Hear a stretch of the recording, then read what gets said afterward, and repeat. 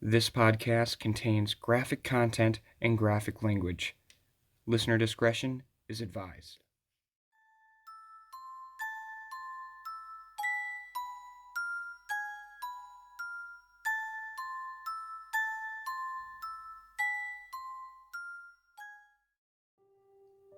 Hello, ladies and gentlemen.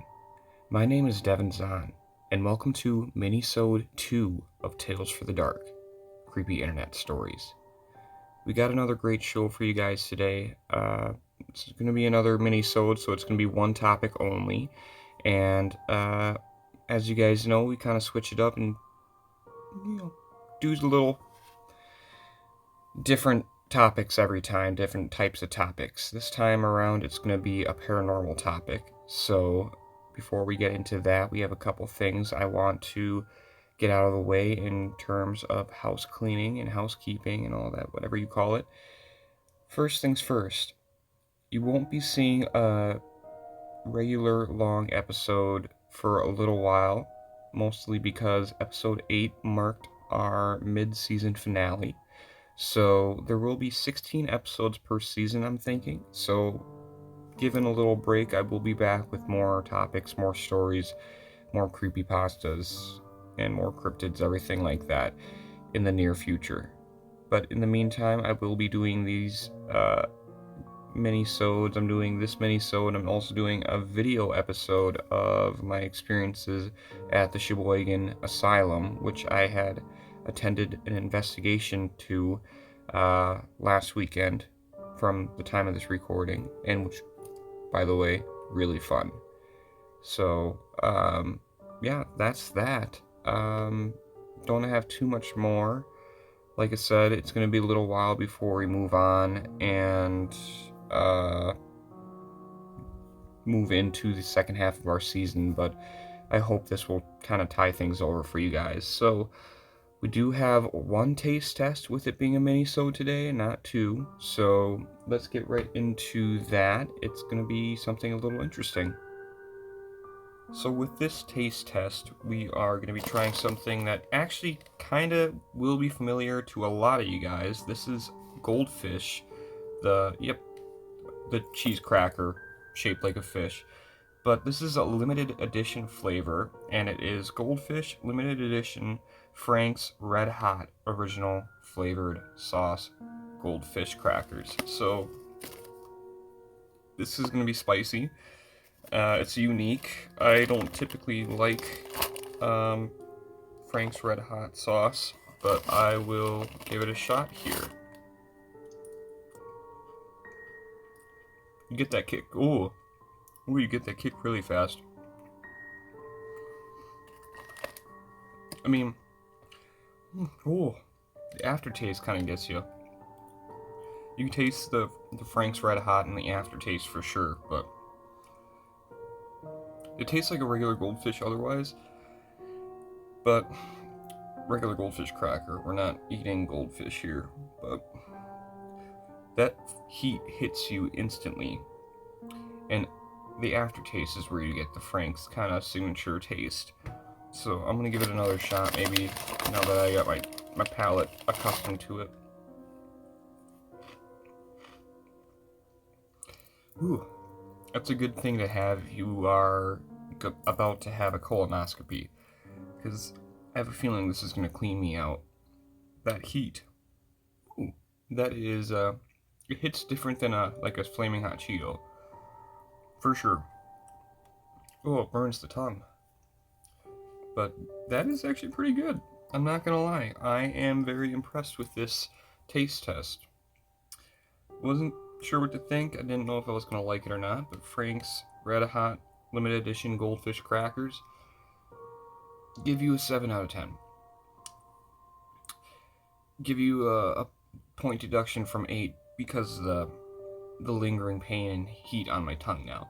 But very good. Very good. Tasty.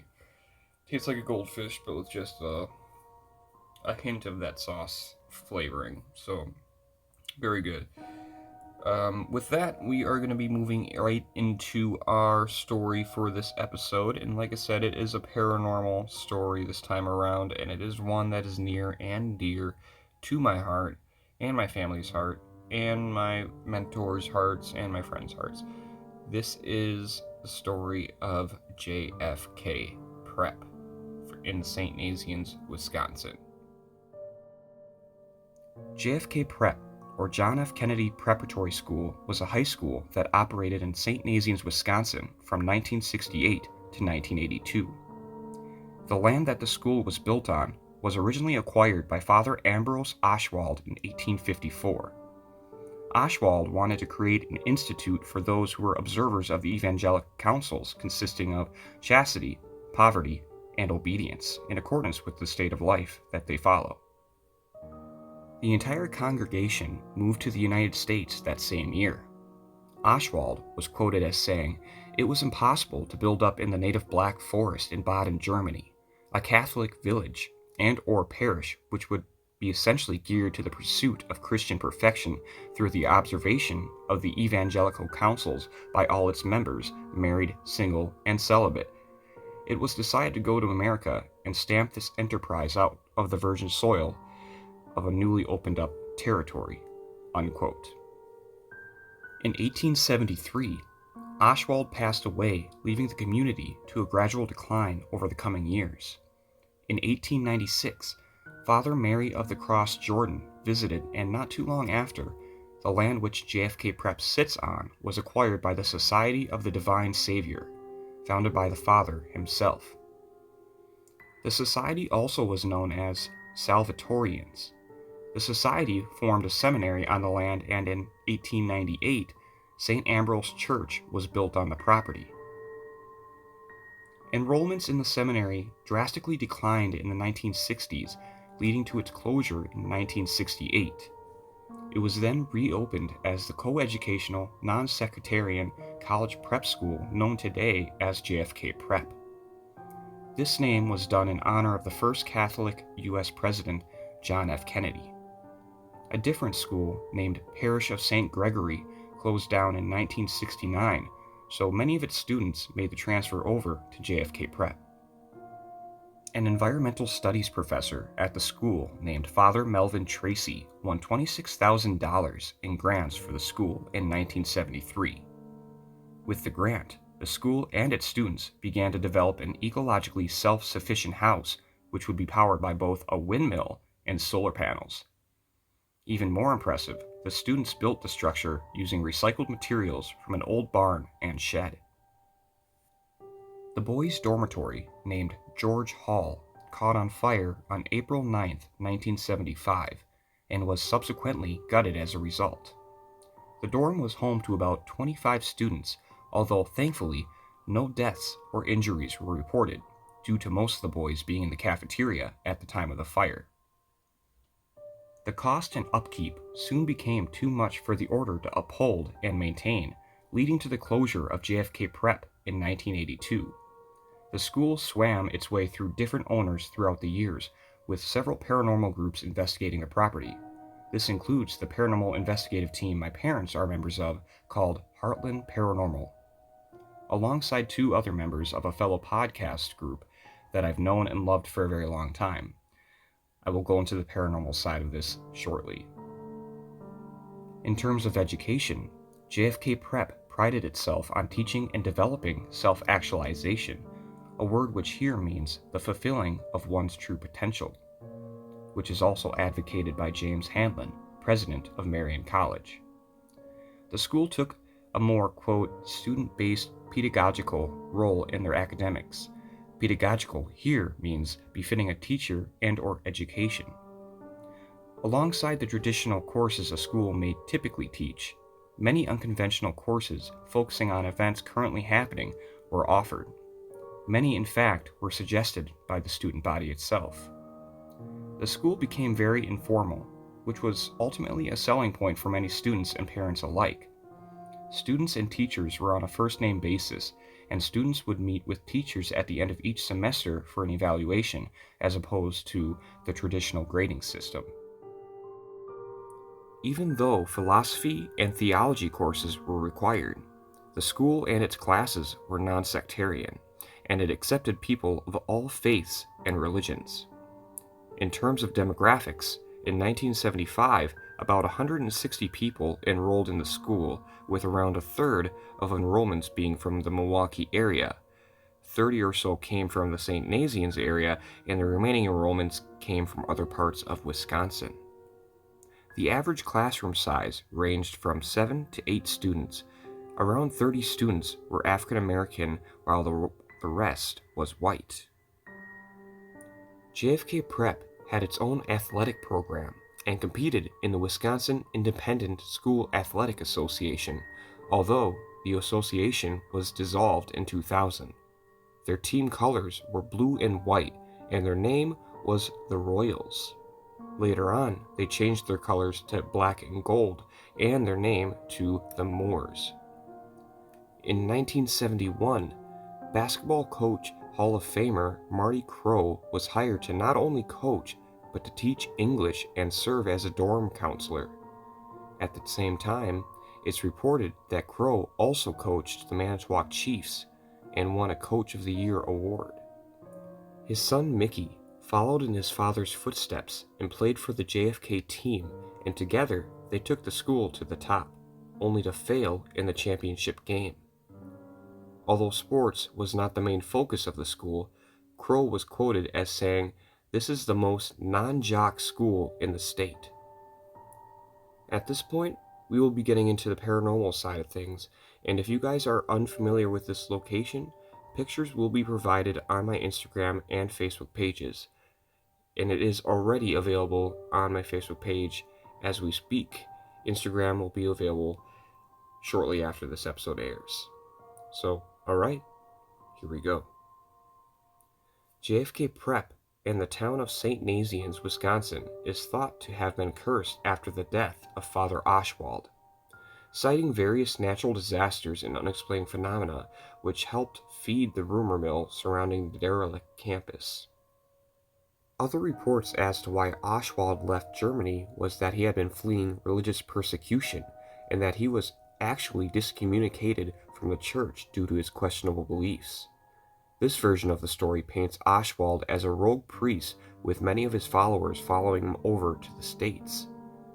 Workers on the property that would become JFK Prep would work without pay and, quote, share everything.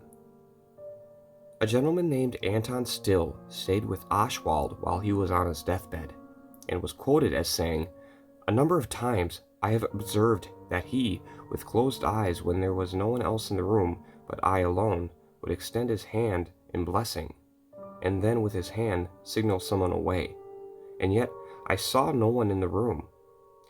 It was said that the walls surrounding the dying father pounded seemingly from all directions. The pounding stopped as soon as Oswald expired. A judge came to see the body for himself, but he was shocked to see how lively the body looked, and warned not to bury it just yet. The coffin was held in the nearby church on the school property while his tomb was being constructed on the property itself. His body was re-examined before he was placed in the crypt, which lends credence to the idea he haunts the property. Even after the final examination, examiners noted the only sign of decay was his sunken eyes. No smell, skin looked alive, hair and fingernails even were said to be still growing. Despite that, he was laid to rest. He was later moved to a new mausoleum, and the coffin was opened 35 years after his death. According to those who saw his body, it was still in remarkably good condition for being deceased for so long. It is said that the abandoned school is home to several distraught students who were abused at the hands of the nuns. Other reports indicate several common phenomena, including footsteps, disembodied voices, orbs, and apparitions. One rumored incident of a gruesome death occurred one late night when a group of students supposedly went up to the roof.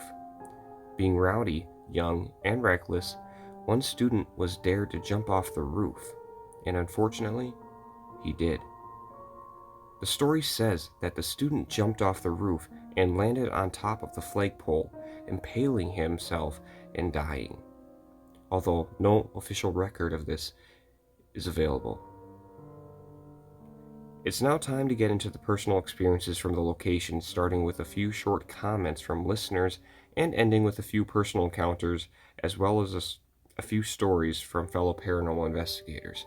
So that's why I said this episode is going to be a little different than our normal creepy stories, because we actually have people that have been there this time. So let's get into it. Here are the reported sightings at JFK Prep. The ghost of a headless priest. In the woods surrounding the school, legend has it you can occasionally see a headless ghost of a priest riding through the tree line. Although this started out as a prank between teenagers, it's believed that the ghost manifested itself, leading me, personally, to believe that the apparition is a tulpa, but that's just my opinion. Next up is the Satan Room. Located on the 4th floor of the dorms, rumor has it that Oswald encountered Satan himself. The room was supposedly boarded up after the incident, but this is a little harder to believe as the school wasn't built until after Oswald had passed, and most investigators received little to no evidence in the room. Next up would be the Suitcase Room. Located near the Satan Room is a room where 2 suitcases hang open. Reports say that investigators close the suitcases and walk away only to have them open back up upon the investigators' return. This could be paranormal, but this could very well likely just be a case of old luggage. But it has been reported several times, and most investigators will try to debunk weird experiences such as this. Next up would be the Bleeding Statue. There are a series of statues on the grounds that were erratically placed, but today one of them is missing. Legend says that the statue was removed after it appeared that the statue was bleeding. Skeptics say the iron within the statue could have leaked through, giving off the appearance of blood. But why hasn't the other statues bled? There are a few more rumors about the property, but most of it is just that, a rumor. Here are a few of them.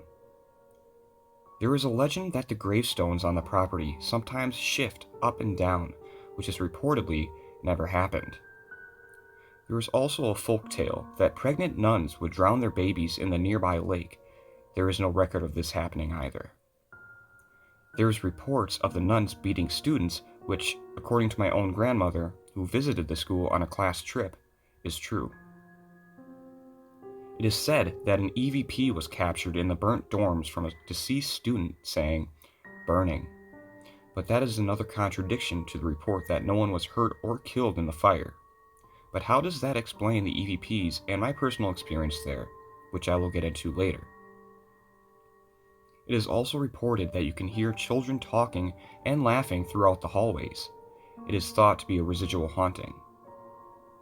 Paranormal investigators confirmed that a student did indeed commit suicide. They confirmed this by being shown the original suicide note. A specific EVP taken from the group my parents and friends are a part of, called Heartland Paranormal, has the investigators ask, quote, "What should we do with this place?" To their surprise, they got the response, quote, "Nothing."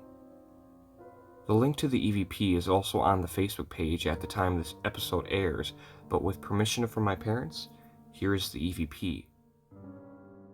What should we do with this place? What should we do with this place?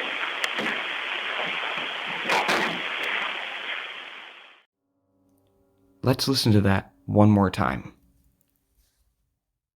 What should we do with this place? What should we do with this place?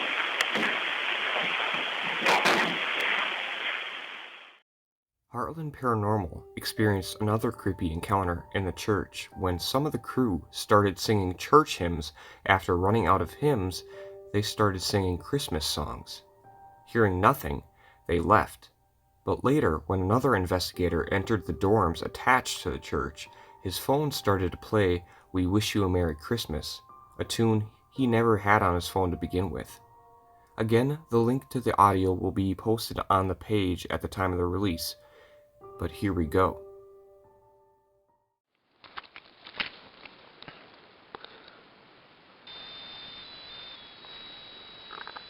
What's that? Is that your phone?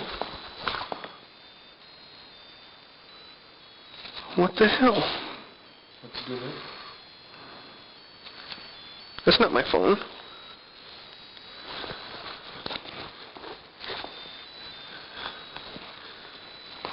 are you doing with it? Say it recorded? I don't know what the hell it is. I have nothing that would make that sound.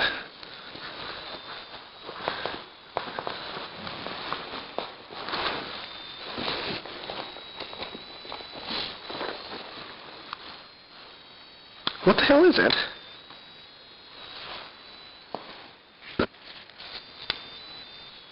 It's your phone, dude.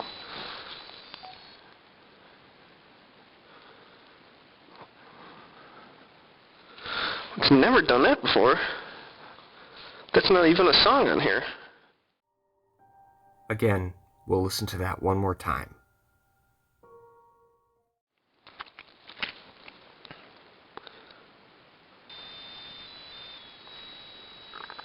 What's that?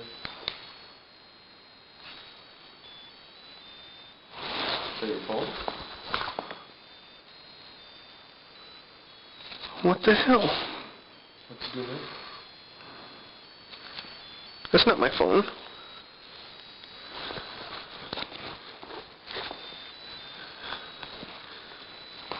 What are you doing with it? Say it recorded? I don't know what the hell it is. I have nothing that would make that sound.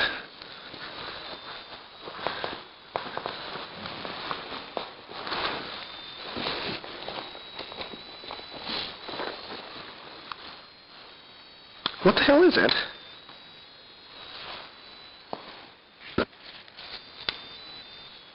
It's your phone, dude.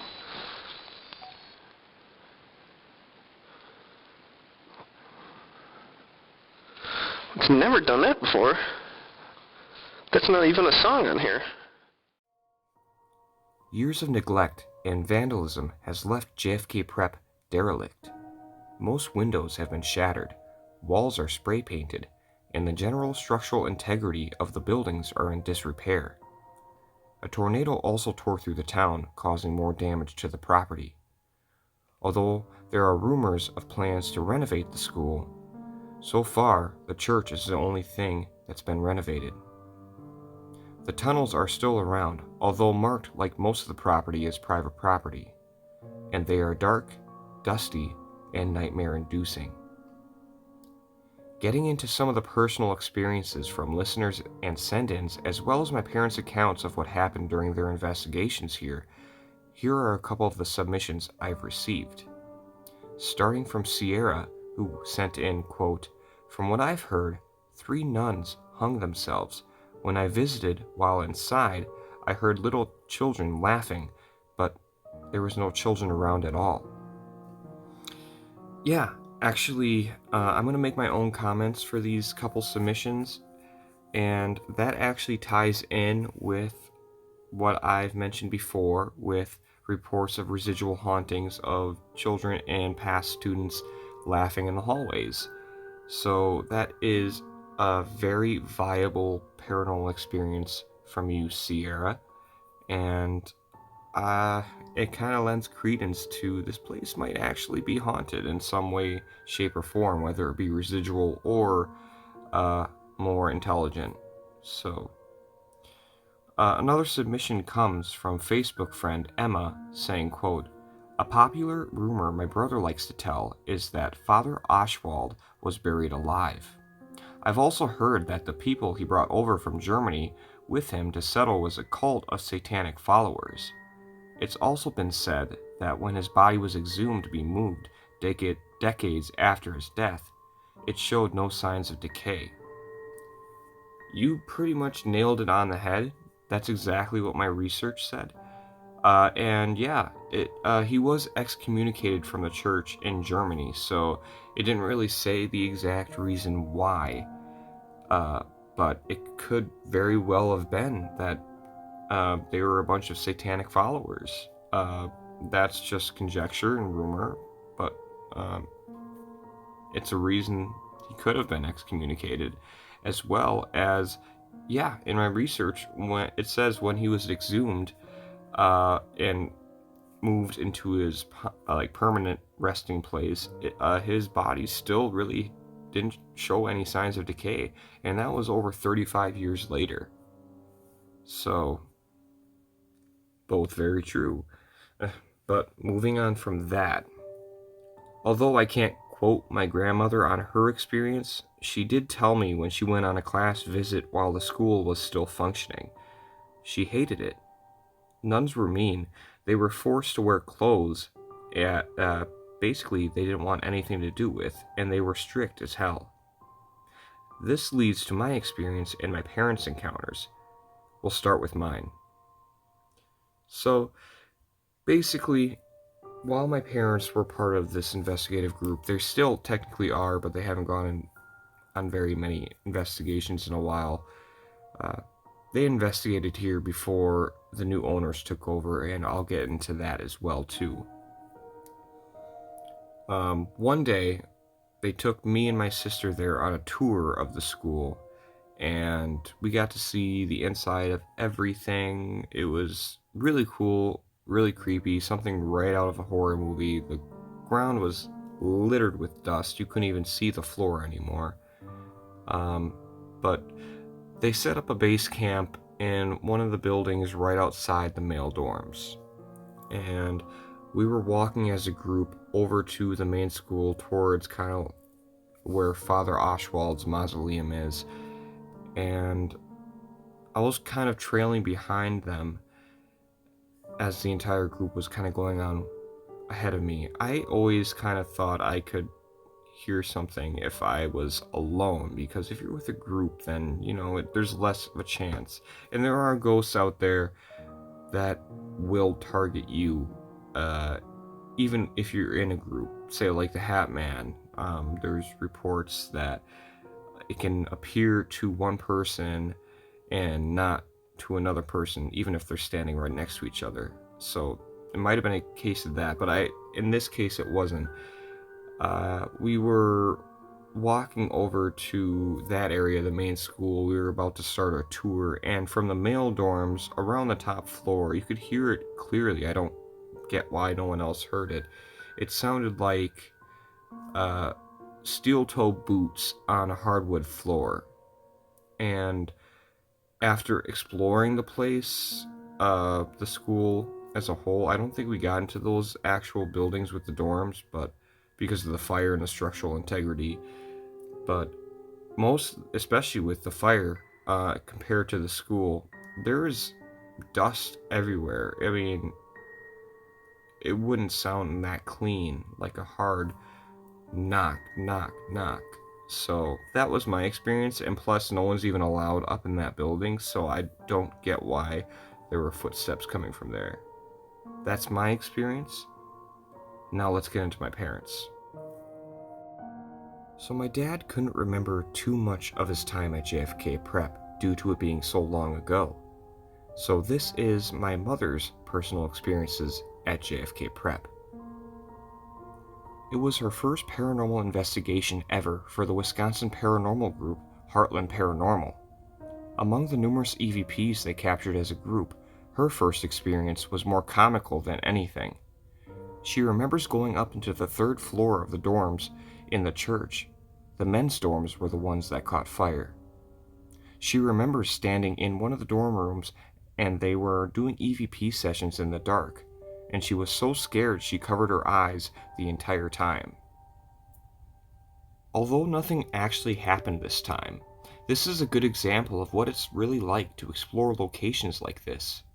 She does say that they captured a lot of EVPs around the church, the dorms of the church, and the basement of the church. She regards the place as a beautiful property and a great experience and honor to investigate. They investigated one specific night with another paranormal team. My mother and a few other members of the crew were in the suitcase room. One of the members of the other team claimed to be a medium, although my mother was skeptical. One of the investigators from Heartland Paranormal was standing by an open suitcase when a member of the other team mentioned that they sensed a presence around the Heartland investigator. At that time, another member started taking pictures in the direction of the suitcase and investigator. Throughout a series of around 3 to 4 pictures, a white light in the area of the suitcase and investigator appeared, and with every photo, the light got bigger and bigger. They tried to debunk it, to no avail. She then referenced the eerie creepiness of the tunnels that led around the property. My mother also claims that my father and another investigator had received an EVP in the tunnels saying, quote, "Don't let Rhonda alone," Rhonda being my mother, although I have not heard this EVP for myself. There are also other reports of the former owner hearing disembodied voices while cleaning the property. According to my father and several other reports, upon stepping foot on the school grounds, a sense of peace overcomes you, which is creepy in itself, especially when looking at the state the school is in. Kurt from my favorite podcast, The Strange Sessions, is also a member of the group and confirmed that the Xmas EVP was debunked as a phone glitch. JFK Prep was also featured on the Fox Network series show Scariest Places on Earth, where a few members of Heartland Paranormal were interviewed.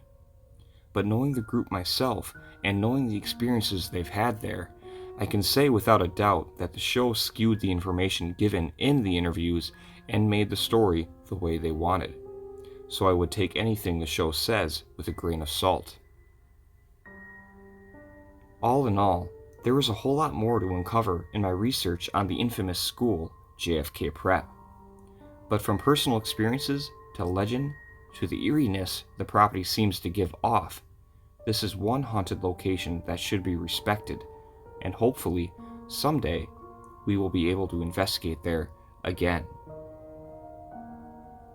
Alright, so that is our story and research on JFK Prep. So, I know this is probably a little bit more built up than it needs to be. I'm actually kind of a little disappointed myself in doing my research and having heard all the personal experiences I've heard in the past from investigators on the Heartland Paranormal team. And I won't get into that too much because there really is not a whole lot of evidence left to go through. I have a disc somewhere of evidence, again, that I could use, but I don't remember where I put it. But from my experiences there, the Heartland Paranormal group caught a lot of EVPs. They had a lot of personal experiences. I was not able to get in contact with a lot of the members of the team, so I had to go with what I had. And I'm still pretty happy with what we got. I mean, I did a lot of history research on this place. I got personal experiences from a couple people on Facebook and listeners of the podcast, as well as people that were actually there. So I feel like this is probably my probably the most ambitious project I've done yet, if that makes sense.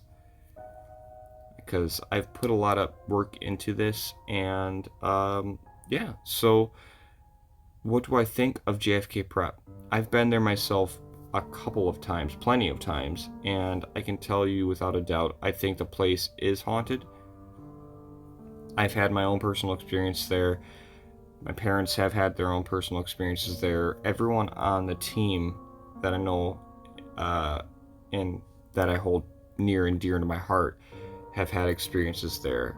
So it is kind of weird, but weirdly cool, the synchronicity in some of the personal experiences I've got submitted and interviewed that kind of correlate with what we actually saw in the research. You know, we had Sierra say that she heard people laughing down the hallway, and part of the research, part of the reported phenomena is residual hauntings of children laughing in the hallways. So that one was very believable for me and kind of validating in a way too. Same thing with my mother's story in the suitcase room. I mean, these are all places that the paranormal activity is said to happen. So that being said, I don't think this is a intelligent haunt. I want to say it is because this is the creepiest place I've ever been to personally, aside from the Sheboygan Insane Asylum. But so from all the research and evidence I've gathered, I would have to say that this location would be a residual haunt. And I want to know what you guys think too, so as always, post your comments to the Facebook page under the post with the episode. Otherwise, post on Facebook or Instagram, or send me an email at talesforthedarkcis@gmail.com. That is all we got for JFK Prep, so that's all we got for this episode today. So if you guys like that, drop a like down below. As I said, comment, send me an email, send me submissions, and thank you all for your help on this episode, because I could not do it without you. So, from the studio, my name's Nazianz. This is Tales for the Dark, and I'm out.